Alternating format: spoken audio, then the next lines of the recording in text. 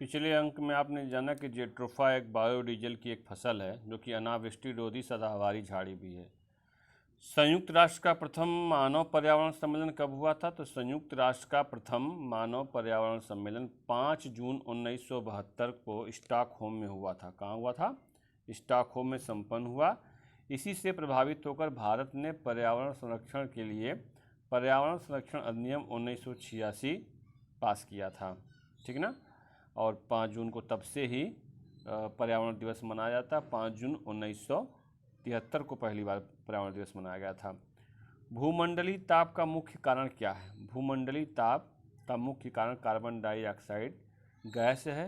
Carbon dioxide की प्रतिशतता में वृद्धि की वजह से ही भूमंडलीय ताप है, धरती का तापमान बढ़ता जा रहा है। शुक्र ग्रह पर लगभग 97% कार्बन डाइऑक्साइड पाई जाती है। कार्बन डाइऑक्साइड गैस की खासियत यह होती है कि ये अपने अंदर से तो ऊपर से गर्मी तो आने देती है लेकिन अपने अंदर से गर्मी बाहर निकल कर जाने नहीं देती है ना। शुक्र ग्रह पर लगभग 97% कार्बन डाइऑक्साइड गैस है, इसलिए सूर्य का जितना भी गर्मी इसके पास आती है सूर्य इसको गर्म करते जाता है। लेकिन सूर्य के सबसे नज़दीक की बात करें तो बुध ग्रह सूर्य के सबसे नज़दीक है। नज़दीकी के हिसाब से सूर्य के सबसे नज़दीक बुध है, फिर शुक्र है, फिर पृथ्वी है, फिर मंगल है। इस तरीके से बुध सबसे नज़दीक होने के बाद नहीं गर्म है, लेकिन शुक्र उससे दूर होने के बावजूद भी गर्म है, सबसे ज़्यादा गर्म। क्यों? क्योंकि वहाँ पर कार्बन डाइऑक्साइड पाई जाती है। और यही कारण है कि सूर्य जो है शुक्र सबसे ज़्यादा गर्म। शुक्र को चमकीला तारा भी कहते हैं, भोर का तारा भी कहते हैं इसको, है ना। सर्वाधिक जैव विविधता किस बायोम में पाई जाती है? तो सर्वाधिक जैव विविधता उष्ण कटिबंधीय वर्षावन बायोम में सर्वाधिक जैव विविधता पाई जाती है। भूमध्य रेखा के 28 अंश उत्तर और 28 अंश दक्षिण के बीच ही उष्ण कटिबंधीय वर्षावन पाए जाते हैं। ठीक है। काली मिट्टी का निर्माण कैसे हुआ? अगर कोई आपसे यह पूछे तो काली मिट्टी का निर्माण ज्वालामुखी से निकलने वाले लावा से होता है ना। और यह बहुत उपजाऊ मिट्टी होती है। भारत में लगभग यह काली मिट्टी 5 लाख वर्ग किलोमीटर के क्षेत्रफल में पाई जाती है। काली मिट्टी में कपास की खेती बहुत बढ़िया होती है और कपास की खेती के लिए उपयुक्त होती है। काली दोपन मिट्टी गन्ने की खेती के लिए उपयुक्त होती है। काली मिट्टी को रेगुड़ मिट्टी भी कहा जाता है, रेगुड़ या रेगुड़ मिट्टी भी कहा जाता है। ठीक है। आइए फ्रेंड्स आगे देखते हैं। इसके बाद जी ओजोन परत, ओजोन परत या ओजोन दिवस कब मनाया जाता है? तो आप सबको पता है कि ओजोन दिवस 16 सितंबर को मनाया जाता है। कब मनाया जाता है?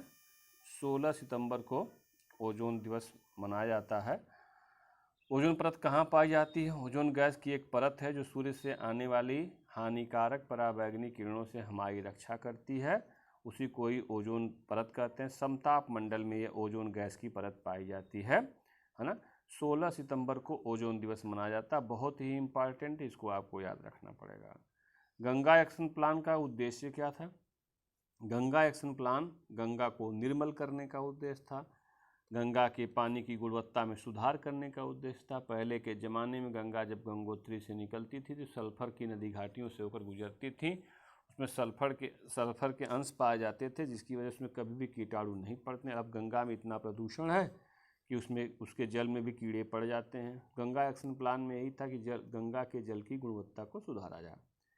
नीम का पेड़ क्या है भाई? नीम का पेड़ एक जैविक कीटनाशक उत्पादक है।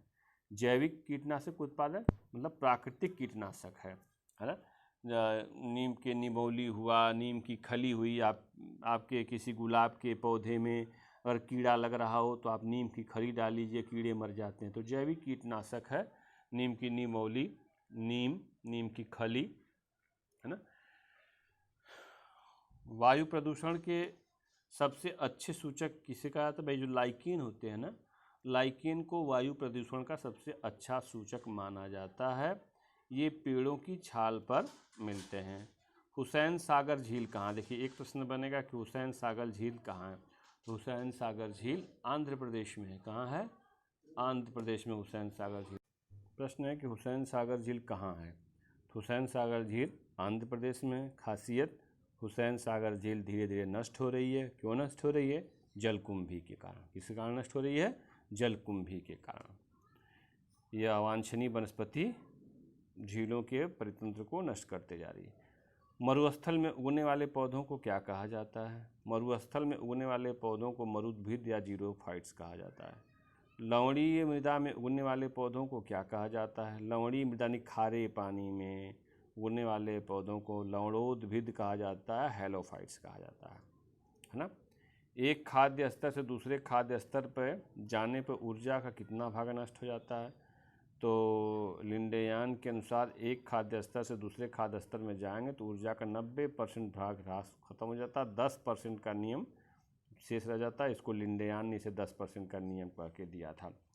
तालाब, समुद्र तथा जलीय परितंत्र में जीव भार का पिरामिड हमेशा उल्टा बनता है। याद रखिएगा, तालाब, समुद्र, जलीय, जितने भी जलीय परितंत्र में जीव भार का पिरामिड उल्टा बनता है।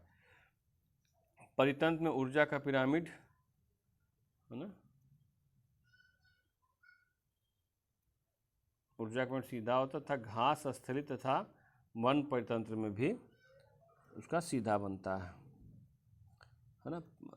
ठीक है, आइए, जैव विविधता का नाश का कारण क्या है? तो जैव विविधता का नाश का जीवों के प्राकृतिक आवास की कमी है। पर्यावरण प्रदूषण एवं वनों का नाश जो है जैव विविधता के नष्ट होने का कारण है।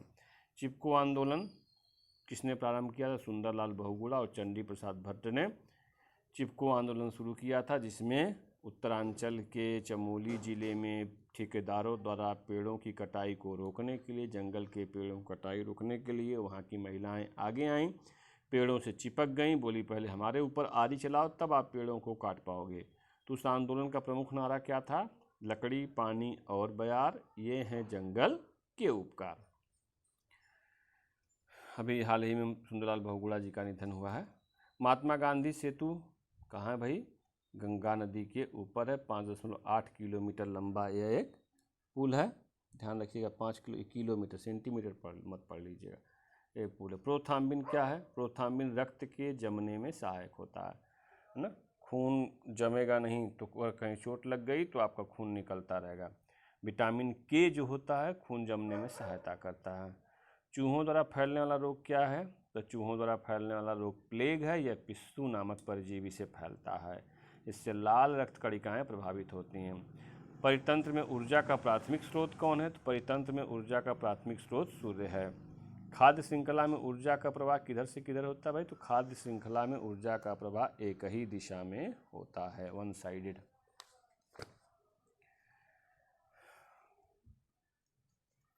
जीवाश्म ईंधन जैसे कोयला, खनिज तेल, प्राकृतिक गैस है ना, अगर इनका आप अविवेकपूर्ण उपयोग करेंगे तो क्या होगा? इनके अविवेकपूर्ण उपयोग करने से, अत्यधिक उपयोग करने से वायुमंडल में carbon dioxide, carbon monoxide, sulphur dioxide गैसों की अधिकता हो जाती है, जो कि पर्यावरणीय प्रदूषण का कारण बनता है। कार्बन डाइऑक्साइड से भूमंडलीय तापन होता है। कार्बन मोनोऑक्साइड धम घोंटू गैस है। सल्फर डाइऑक्साइड से अम्ल वर्षा होती है। एजेंडा 21 का संबंध क्या है भाई? एजेंडा 21 किससे संबंध? रियो डी जेनेरियो के सम्मेलन से। रियो डी जेनेरियो ब्राज़ील में था। यूएनओ द्वारा 1992 में रियो डी जेनेरियो ब्राज़ील में एक सम्मेलन आयोजित किया गया, जिसमें 21वीं सदी के पर्यावरणीय विकास पर कार्यक्रम निर्धारित किए गए थे। प्रदूषण के कारण आकाश में कोहरा छा जाता है। धरातल पर पहुंचने वाले सूर्य का प्रकाश कम हो जाता है। प्रदूषण के कारण carbon dioxide, nitrous oxide, methane तथा ग्रीन हाउस इफेक्ट पैदा करने वाली गैसें उत्पन्न होती हैं तथा ग्लोबल वार्मिंग की समस्या हो जाती है। बताया ना अभी आगे आपको। जैव तथा अजैव पर्यावरण के मूल संगठक कौन है? तो जैव तथा अजैव पर्यावरण के मूल संगठक ऊर्जा पारिस्थितिकी क्षेत्र का आधार है। जैव अजैव दोनों मिल करके पर्यावरण को बनाते हैं। पर्यावरण के मूल संगठक हैं। ऊर्जा पारिस्थितिकी क्षेत्र का आधार है। भूमि जल वायु के गुण में अवांछनीय परिवर्तन अगर होता है तो इसको हम लोग कहते हैं भाई पर्यावरण प्रदूषित हो रहा है। भूमि जल वायु के गुण में अवांछनीय परिवर्तन होने से मानव स्वास्थ्य के लिए ये प्रतिकूल हो जाना पर्यावरण प्रदूषण कहलाता है। क्लोरीन का एक अणु क्या करता है भाई? क्लोरीन का एक अणु ओजोन के कई अणुओं को नष्ट करने में सक्षम होता है। धान के खेतों से एक बुदबुदाहट की तरह गैस निकलती रहती है। क्या आप बता सकते हो गैस कौन सी होती है? तो धान के खेतों से बुदबुदाहट के रूप में गैस निकलती रहती है, जिसको हम लोग कहते हैं क्या? मीथेन गैस, यानी CH4। फोर उसका फार्मूला होता है, ठीक ना। जुगाली करने वाले पशु भी कौन सा गैस निकालते हैं? मीथेन गैस निकालते हैं। मानव के मनुष्य के आंत में भी बनने वाली जो गैस निकलती है आंत में, वह कौन सी गैस होती है? मीथेन गैस होती है। मनुष्य जो अपने नाक से छोड़ता है वो कार्बन डाइऑक्साइड होती है। वायुमंडल में कार्बन डाइऑक्साइड की प्रतिशत मात्रा कितनी है? तो वायुमंडल में कार्बन डाइऑक्साइड की मात्रा 0.03% है तथा आर्गन की परसेंटेज 0.93 है। राष्ट्रीय पर्यावरण अभियांत्रिकी शोध संस्थान कहाँ है? राष्ट्रीय पर्यावरण अभियांत्रिकी शोध संस्थान, जिसको नीरी कहते हैं, National Environment Engineering Research Institute, NEERI का मुख्यालय कहाँ है? तो नीरी का मुख्यालय नागपुर में है। संतुलित पर्यावरण के लिए कितने क्षेत्रफल पर वन होना चाहिए? तो संतुलित पर्यावरण के लिए या पर्यावरण में संतुलन के लिए 33% क्षेत्रफल को वन आच्छादित होना चाहिए। हरित क्रांति के जनक कौन है? बताइए भाई, चलिए सोच के बताइए आप लोग, हरित क्रांति के जनक कौन है?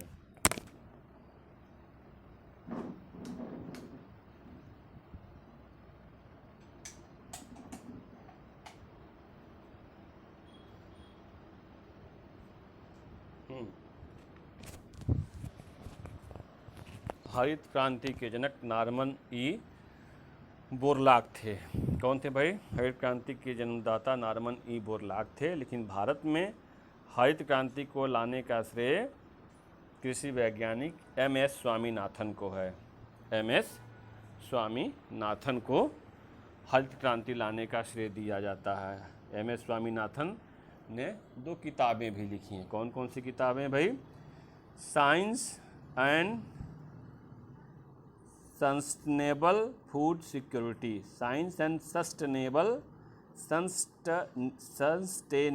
फूड सिक्योरिटी, और दूसरा है from green to evergreen, from green to evergreen revolution, from green to हरे भरे क्षेत्र से हमेशा के लिए हरियाली वाली क्रांति।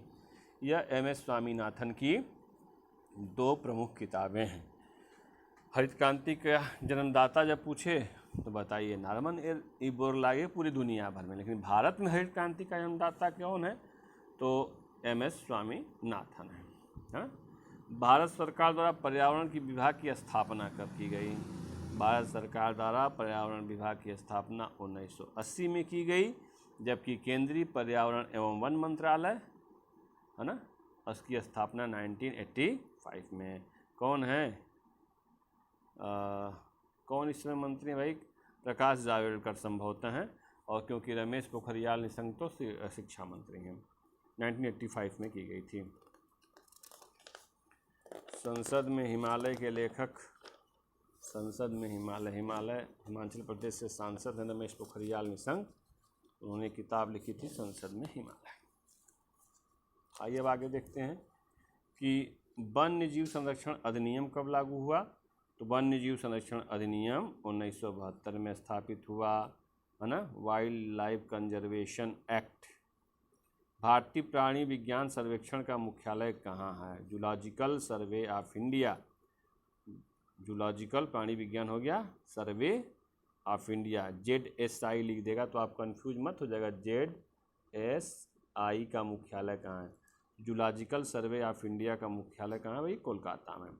भारतीय वन सर्वेक्षण का मुख्यालय कहाँ है? देहरादून में। फॉरेस्ट सर्वे ऑफ इंडिया कहाँ है भाई? देहरादून में। ताजमहल के रंग को खराब करने के लिए कौन सी गैस जिम्मेदार? देखिए ताजमहल एकदम सफ़ेद संगमरमर का एकदम सुंदर प्रतिमा थी, लेकिन ताजमहल के आगरे में आसपास जो कंपनियां हैं और मथुरा की रिफाइनरी से निकलने वाली गैस सल्फर डाइऑक्साइड आसमान में जाती है, और वहाँ के वायुमंडल में इस गैस की अधिकता हुई सल्फर डाइऑक्साइड की, और जब बरसात होती है तो उसके साथ अम्ल वर्षा हो जाती है।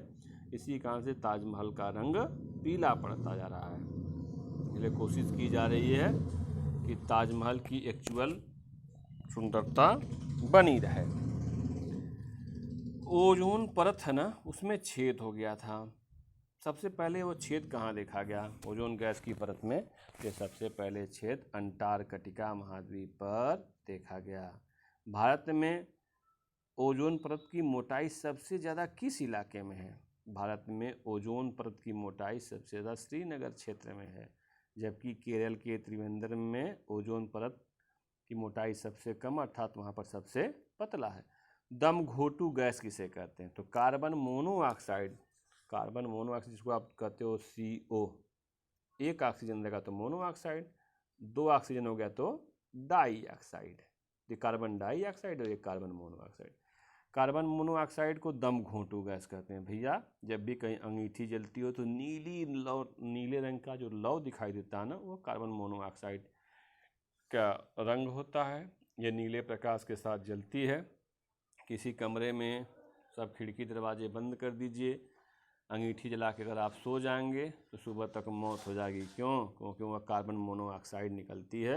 यह दम घोटू गैस कैसे रिएक्ट करती है? शरीर के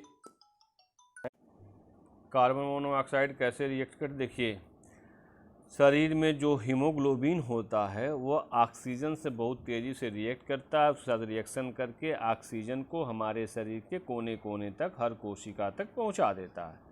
लेकिन जब कार्बन मोनोऑक्साइड रहती है तो वो ऑक्सीजन को रिप्लेस कर देती है और खुद रिएक्ट कर लेती है हीमोग्लोबिन से, और ये शरीर के हर अंग तक पहुंच जाती है, ऑक्सीजन को जुड़ने ही नहीं देती है। इसकी वजह से ऑक्सीजन न मिलने की वजह से दम घुट जाता है, इसलिए इसको दम घोंटू गैस कहते हैं। इसके वातावरण बहुत देर रहने पर आदमी की मौत तक हो जाती है। सामाजिक वानिकी कार्यक्रम की शुरुआत कब हुई थी? तो सामाजिक वानिकी कार्यक्रम की शुरुआत 1976 में की गई थी।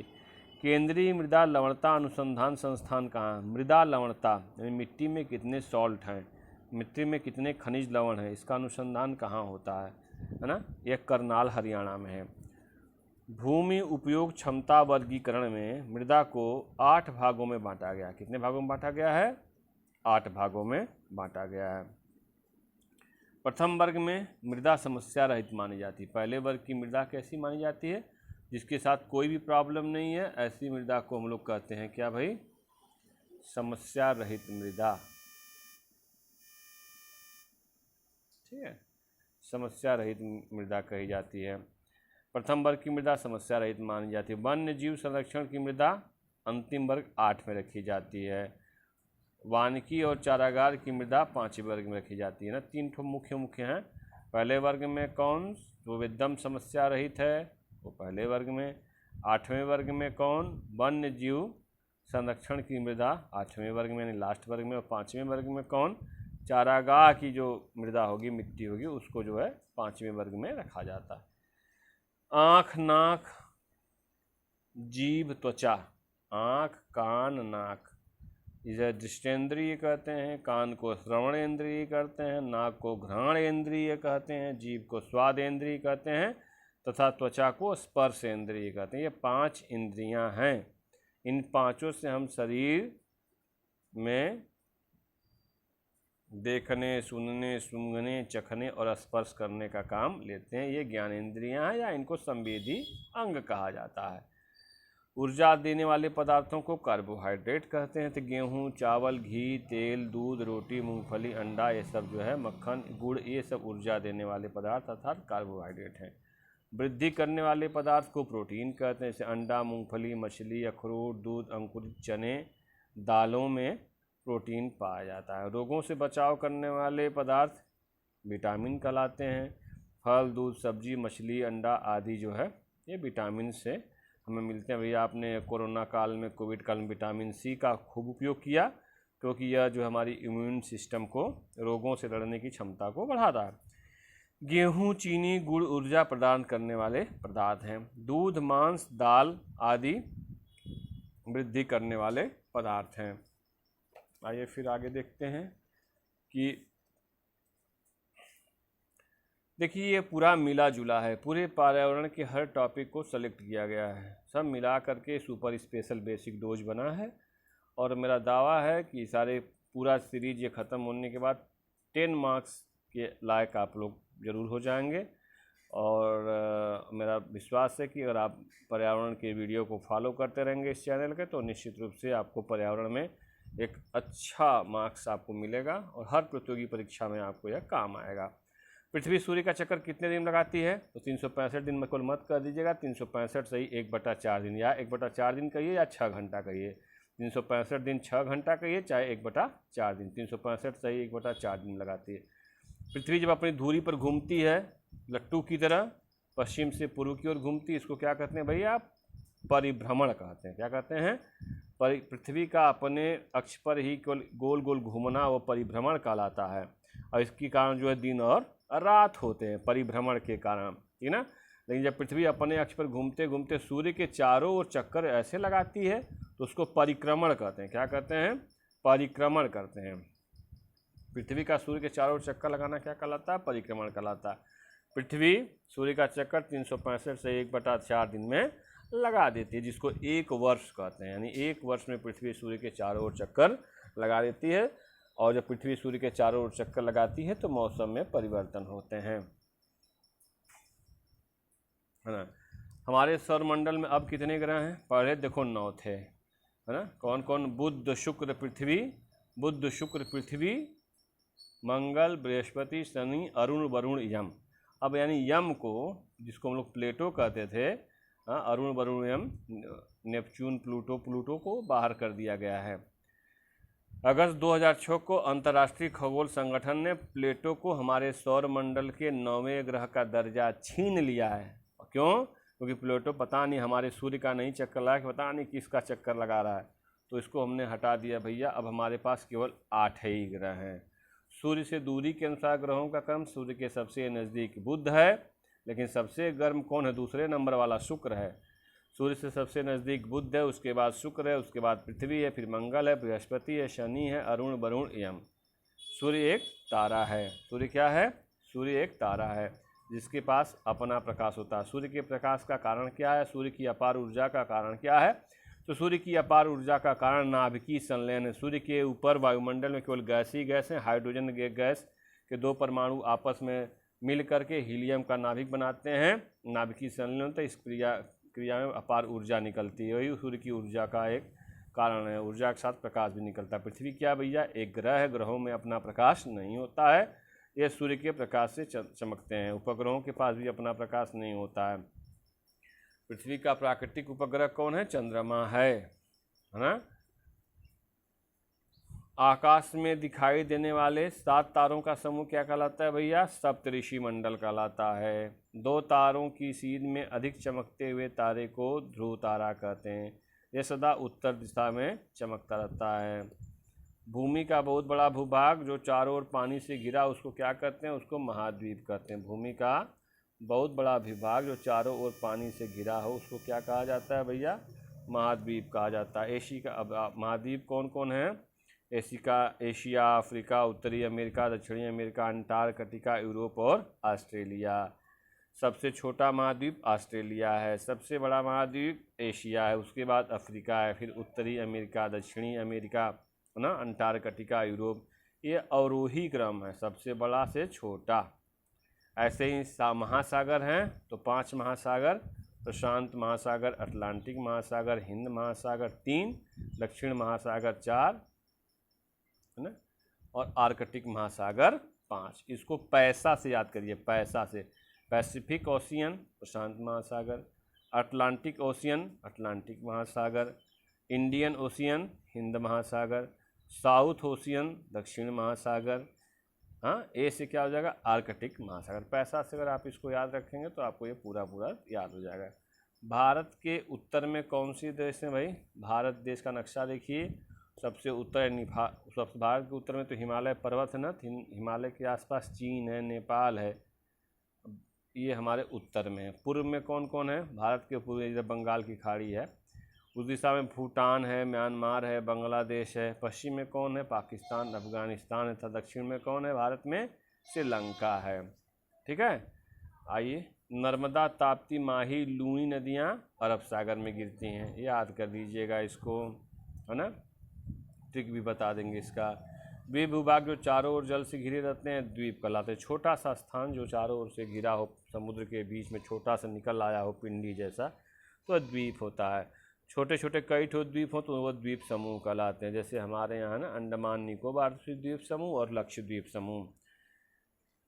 सुपरसोनिक जेट विमान से निकलने वाली नाइट्रोजन ऑक्साइड ओजोन परत को और भी पतला कर देती है। सुपरसोनिक जानते हैं किन जहाज़ों को कहते हैं? ऐसे जहाज़ जो ध्वनि के चाल से तेज चलते हैं उनको सुपरसोनिक जहाज़ कहते हैं। ऐसे जहाज़ जो ध्वनि की चाल, अब ध्वनि की चाल कितनी होती है तो भैया आपको पता है, ध्वनि की चाल 332 मीटर प्रति सेकेंड होती है। यानी हमारी जो ध्वनि हमको सुनाई देती, जो हमारी आवाज़ होती है, 1 सेकेंड में 332 मीटर जाती है। जब हवाई जहाज़ उससे भी तेज़ चलता है तो ऐसे हवाई जहाज़ को सुपरसोनिक जेट विमान कहते हैं।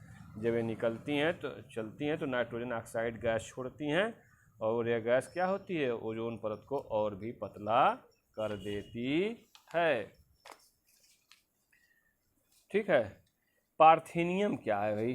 पार्थेनियम देखो एक तरीके का, जैसे यूकेलिप्टस पारिस्थितिकी आतंकवादी है ना, वैसे पार्थेनियम घास 1972 के आसपास अमेरिका के गेहूं से जब आयात किया गया तो उसके साथ पार्थेनियम घास भी चली आई, जिसे गांव में लोग गाजर घास भी कहते हैं या अमेरिकी घास भी कहते हैं। यह कितनी खतरनाक, इसको आप ऐसे प्लेन नेक्ड हैंड से टच कर लें तो एलर्जी पैदा करने लगती है और ये क्या करती है? धीरे धीरे खेतों को ऊसर बनाती चली जा रही है।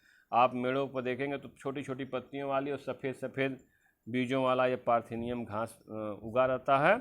चर्म रोग और दमा रोग पैदा कर देता है पार्थेनियम गाजर घास। इसको जो उखाड़ना चाहिए, उखाड़ के बाद इसको जला भी देना चाहिए, तभी इसे नष्ट किया जा सकता है।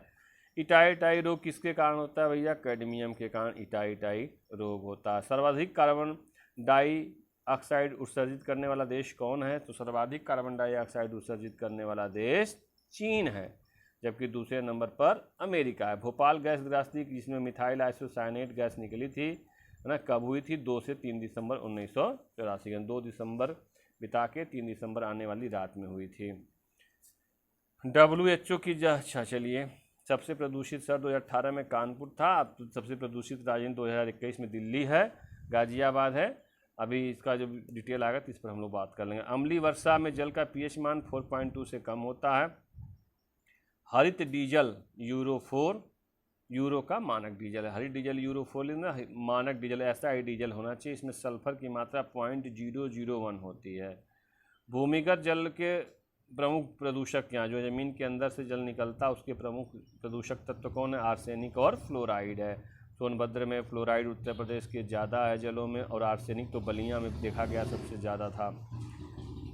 पिगोवियन कर कब लगाया जाता है? जब आप प्रदूषण ज़्यादा फैलाते हैं ना तो आपको पिगोवियन कर लगा दिया जाता है, कठोर जल को मृदु बनाने के लिए। ठीक है ना? कब लगाया था? पिगोवियन। प्रदूषण फैलाने पर लगने वाला जो टैक्स होता है उसको पिगोवियन टैक्स कहते हैं। आप जल जानते हो, जल 2 प्रकार का होता है, कठोर जल और मृदु जल। कठोर जल जो साबुन के साथ झाग नहीं देता उसको कठोर जल कहते हैं, जो साबुन के साथ झाग देता है उसको मृदु जल कहते हैं। ऐसा साल्ट के कारण होता है, सोडियम के साल्ट हो गए, कैल्शियम के साल्ट हो गए ना, जिसको आप चाहते हो कठोर जल मेरा मृदु बन जाए। हाँ, तो अपमार्जकों मुख्यतः सोडियम डाइफॉस्फेट अगर आप इस्तेमाल करते हैं कठोर जल के साथ तो मृदु जल में कन्वर्ट हो जाता है। ठीक है। अच्छा, WHO के मानक के अनुसार प्रति लीटर जल में फ्लोराइड की मात्रा कितनी होनी चाहिए भाई? 0.01 मिलीग्राम, है ना, और है तो स्वास्थ्य के लिए खतरा नहीं है। ब्लैक फुट नामक बीमारी किसके कारण होती है? आर्सेनिक की अधिकता की वजह से ब्लैक फुट नामक बीमारी हो जाती है। जलीय विषैले पदार्थ के अवशोषक के रूप में जलकुंभी को माना जाता है। 1 डिग्री सेल्सियस ताप की वृद्धि पर ध्वनि का वेग 60 सेंटीमीटर प्रति सेकंड की वृद्धि होती है। समुद्र की गहराई नापने के लिए सिग्नल दी जाती है। छिपी वस्तु का पता लगाने, देखिए समुद्र गहरा कितना है किसी स्थान पर, तो समुद्र के ऊपर से जहाँ से आप नाप रहे हो एक तरंगे भेजते हो जिसको पराश्रव्य तरंगे कहते हैं। देखो ध्वनि तरंगे 2 प्रकार की होती हैं, अपश्रव्य तरंगे और पराश्रव्य तरंगे। अगर ध्वनि की आवृत्ति 20 हर्ट्ज से कम हो तो उनको अपश्रव्य तरंगे कहते हैं, और जब ध्वनि की आवृत्ति 20,000 हर्ट्ज से ज़्यादा हो तो उनको पराश्रव्य तरंगे कहते हैं। आदमी न तो 20 हर्ट्ज से कम सुन पाता है, न तो 20,000 हर्ट्ज से ज़्यादा सुन पाता है। क्लियर हो गया? 20 हर्ट्ज से 20,000 हर्ट्ज तक अगर इसके बीच की आवृत्ति है तो आदमी सुन सकता है। इनको भी अपश्रव्य कहेंगे, इनको पराश्रव्य कहते हैं। इनको भी नहीं सुन सकता आदमी और इनको भी नहीं सुन सकता, इनको कुत्ते सुन लेते हैं भैया, है ना। ऐसे हर्टज की आवृत्ति की तरंगें समुद्र के अंदर नीचे भेजी जाती हैं, जाके तलहटी से टकरा के जब ये वापस आ जाती हैं तो उनके जाने का समय आने का समय निकाल करके दूरी निकाल लेते हैं, क्योंकि ध्वनि का चाल हमें पता है। तो दूरी निकालने का तरीका, दूरी बराबर चाल गुणे समय से हम लोग जो है कैलकुलेट कर लेते हैं कि समुद्र कितना गहरा है। तो पराश्रव्य तरंगों की सहायता से समुद्र की गहराई नापी जाती है। पराश्रव्य तरंगों की सहायता से अगर टिन शेड है बहुत ज़्यादा लगे हैं तो उनमें कहीं छेद उद नहीं तो है, ये पता लगाया जाता है। सिग्नल देने का काम पराश्रव्य तरंगों से किया जाता है। सोनार का पूरा नाम क्या है? सोनार, तो साउंड नेविगेशन एंड रेंजिंग को सोनार कहते हैं। श्रमिक फुफ्फुस धूलमीयता रोग, ऐसे मजदूर जो कारखानों में, कोयले के कारखानों में काम करते हैं तो बहुत अधिक डस्ट जाने की वजह से उनका जो फुफ्फुस यानी फेफड़ा जो है ना उसमें धूल भर जाता है, उनका फेफड़ा खराब हो जाता है। इसी को श्रमिक फुफ्फुस धूलमीयता रोग कहते हैं। और ये कहाँ होता है भाई? जो कोयले की खान में काम करते हैं मजदूर, उनको ये होता है। आशा करता हूँ कि वीडियो आपको पसंद आएगा। सुपर स्पेशल बेसिक डोज का जो पार्ट 3 होगा उसमें और भी प्रश्नों को हम लेकर आएंगे। तो चैनल को सब्सक्राइब करिए, लाइक करिए। Thanks to all of you. Video को शेयर करना मत भूलिए, अपने देखिए और अपने दोस्तों को बताइए। थैंक्स।